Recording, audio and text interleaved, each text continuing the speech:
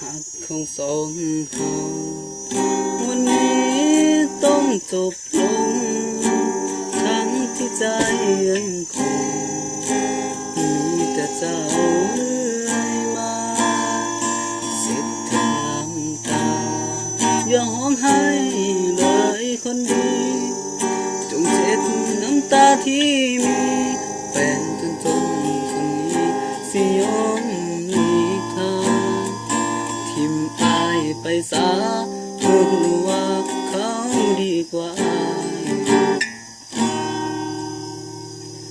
โชคดีเดินถ้าหนทางข้างหน้าได้พบคนที่ดีกว่าหากเจ้าสิตายสุดท้ายต้องยอมมีทาง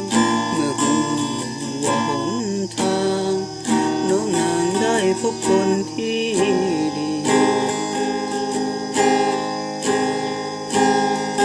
หากเจ้าสิตายสุดท้ายต้องยอมหลีกทาง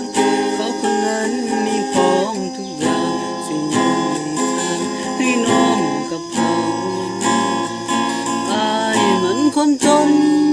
หน้ามนต์น้องอย่าได้แค่สิขอยอมเป็นคนแพ้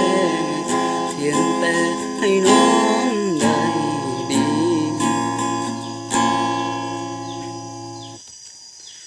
บ่ต้องห่วงอายเด้อแฟนจนคนนี้ก็ยอมหักบ่เจ็บอีหลีแต่เพื่อคนดีอายยอมทนได้ยอมเจ็บแค่เพียงซ้ำนี้ดีก็เห็นคนดีต้องทนลำบากกับความทุกข์ยากที่อายนี้